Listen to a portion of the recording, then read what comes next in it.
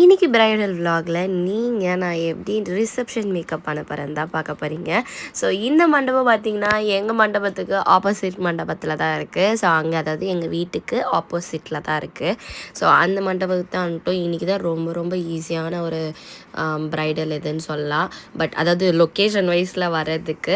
So இந்த விலாகில் நான் எப்படி மேக்கப் பண்ணேன் அப்படின்றத பார்க்க போகிறீங்க. இந்த லுக்கை அவங்களுக்கு நான் எப்படி க்ரியேட் பண்ணேன்றது உங்களுக்கு ஒரு டியூட்டோரியல்னு கூட சொல்லலாம். ஏன்னா அங்கங்கே கொஞ்சம் கிளியராகவே நான் மேக்கப்பை காட்டியிருக்கேன். ஸோ ஒரு ஃப்ரெஷ்ஷான மேக்கப் ஆர்டிஸ்ட்டாக இருக்கீங்க, பிகினர்னால் கண்டிப்பாக இதை பார்த்து என்ஜாய் பண்ணுங்கள். ஸோ ஃபர்ஸ்ட் நாங்கள் அவங்களுக்கு வர சொன்ன டைமிங் பார்த்திங்கன்னா 2:30. ஒய் பிகாஸ் அப்போ தான் 3 மணிக்கு வருவாங்கன்னு. ஆனால் அவங்க வந்ததும் லேட்டு. ஸோ அதுக்கப்புறம் என்ன ஆச்சுன்னா ஏசி அந்த ரூமில் ஃபேன் கிடையாது, ஒன்லி ஏசி மட்டும்தான். ஸோ அந்த ஏசியை ஆன் பண்ண அந்த மண்டபத்தோட மேனேஜர் வர ரொம்ப லேட் ஆகிடுச்சு. ஸோ அவங்க வர்றதுக்கே ஒரு அரை மணி நேரம் நாங்கள் வெயிட் பண்ணோம். ஸோ பிரைட் சைட்லேருந்தும் போய் சொல்லிட்டாங்க, நானும் போய் சொல்லிட்டேன். பட் வரவே இல்லை.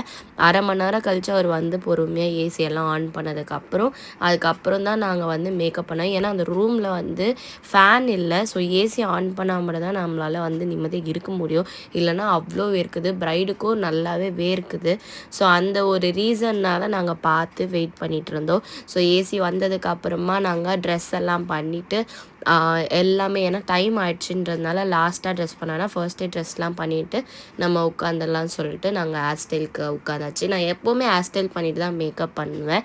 ஸோ அப்போ தான் ப்ரைடுக்கு புரியும் அப்படின்ற ரீசன்னால் அண்ட் மேக்கப்பும் நமக்கும் பண்ண ஈஸியாக அழகாக வரும். எப்படி பண்ணலாம், இந்த ஹேர் ஸ்டைலுக்கு ஏற்ற மாதிரி எப்படி மேக்கப் பண்ணலாம், எப்படி லுக் கொண்டு வரதுன்றதும் ஒரு ஐடியா கிடைக்கும்னு சொல்லலாம். ஸோ உங்களுக்கு எப்படி பிடிக்குதோ அந்த மாதிரி நீங்கள் பண்ணலாம். ஸோ இவங்க என்கிட்ட கேர்ள்ஸ் தான் கேட்டிருந்தாங்க.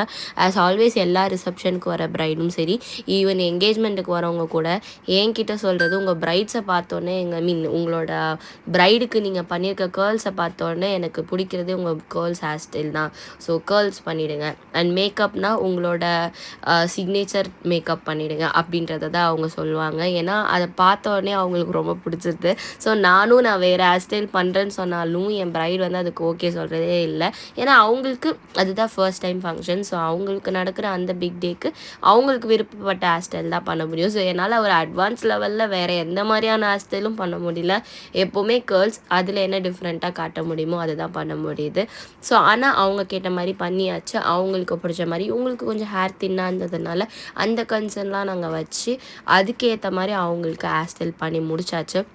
ஸோ த்ரூ அவுட் அந்த டைமில் அவங்களோட ஃபேமிலி மெம்பர்ஸும் உட்காந்து அவங்களுக்கு ப்ரெசான் நெயில்ஸ் வச்சுட்டு இருந்தாங்க. நான் ஹேர் ஸ்டைல் பண்ணிவிட்டு அதுக்கு டிப்ஸ் சொல்லிவிட்டு அண்ட் மேக்கப்பை எப்படி வச்சுக்கணும். ஏன்னா ஒரு மேக்கப் நம்ம பண்ணுறோன்னா இந்த டிப்ஸை நீங்கள் எல்லாருமே உங்களோட பிரைட்ஸ்க்கோ சொல்லுங்கள், உங்கள் கிளைண்ட்ஸ்க்கோ சொல்லுங்கள்.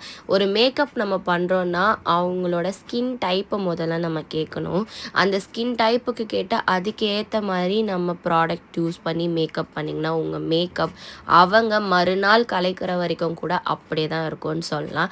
இதில் அவங்க நடுவில் எப்படி பார்த்துக்கிறாங்கன்றதும் இருக்குது. ஸோ நான் அவங்களோட ஸ்கின் டைப்பு, ஸ்கின் கன்சர்ன்லாம் தெரிஞ்சுக்கிட்டு அதுக்கப்புறம் தான் ப்ராடக்ட் யூஸ் பண்ணி மேக்கப் பண்ணுவேன். ஸோ அந்த மாதிரி அவங்கள்ட்ட A to Z எல்லாமே கேட்டு தெரிஞ்சு நான் மேக்கப் பண்ணி அவங்களுக்கு கொடுத்தேன். அதே மாதிரி அவங்க பண்ண மேக்கப்பை அவங்க நைட்டு கலைக்கும் போது தான் அது போச்சு. ஏன்னா மறுநாள் நாங்கள் இவங்களுக்கு முகூர்த்த மேக்கப்போ பண்ணியிருந்தேன். அந்த வீடியோவும் நான் போடுறேன் நெக்ஸ்ட்டு. ஸோ அப்போ அவங்க அதை தான் சொன்னாங்க, எனக்கு போகவே இல்லைன்ட்டு.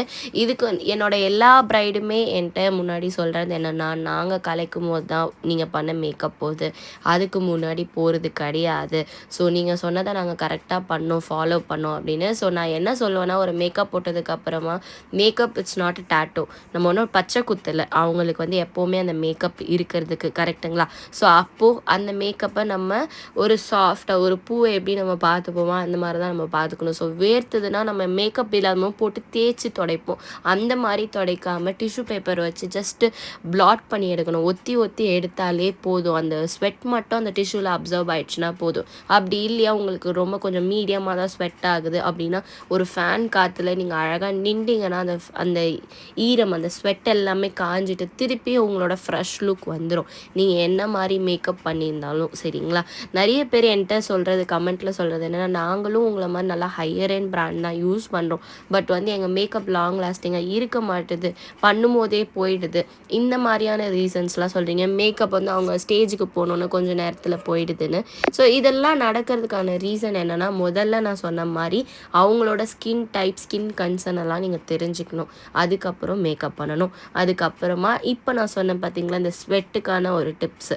ஸோ இதையும் அவங்களுக்கு சொல்லி ஃபாலோ பண்ணணும். சொல்லாமல் விட்டுட்டிங்கன்னா அவங்களுக்கு தெரியாது. சில பேர் ஃபர்ஸ்ட் டைம் மேக்கப் போடுறவங்களா இருப்பாங்க. அப்படி இருக்கவங்களுக்கு சுத்தமாக அதை பற்றி எதுவும் தெரியாதுன்ற சமயத்தில் நம்ம அங்கே அவங்களுக்கு எடுத்து சொல்கிற இடத்துல இருக்கோம். ஸோ நீங்கள் எடுத்து சொன்னீங்கன்னா அவங்க புரிஞ்சுக்கிட்டு அதை மெயின்டைன் பண்ணுவாங்க. ஸோ அவங்களுக்கு உங்கள் பேர் கெட்டு போகாமல் இருக்கும். அந்த மேக்கப் லாங் லாஸ்டிங்கில் இருக்கும் அவங்க ரிமூவ் பண்ணுற வரைக்கும். ஸோ அந்த மாதிரி தான் இவங்களுக்கு வந்தது. இவங்களுக்கு வந்து அசின் உங்களுக்கு எப்படி தோணுதோ ஐ லுக் எல்லாமே பண்ணிக்கோங்க. மேக்கப் மட்டும் கொஞ்சம் ஒரு டோனோ 2 டோனோ பிரைட்டராக காட்டுங்க. ஏன்னா எனக்கு நிறைய ஸ்கின்ல வந்து ப்ராப்ளம்ஸ் இருக்குது, லைக் பிக்மெண்டேஷன் இருக்குது அப்படின்றத சொல்லியிருந்தாங்க. ஸோ அவங்க சொன்ன மாதிரியே பண்ணி கொடுத்துட்டேன். அவங்களுக்கும் பிடிச்சிருந்துச்சி. உங்களோட பிக் டேக்கும் புக் பண்ணணும்னு நினைக்கிறீங்கன்னா அப்கமிங் மந்த்ஸில் நிறைய ஆஃபர்ஸ் இருக்குது. அதை தெரிஞ்சுக்க டிஸ்கிரிப்ஷனில் நான் டீட்டெயில்ஸ் கொடுத்துருக்கேன். அண்ட் இதை ஃபைனல் லுக் பாருங்கள்.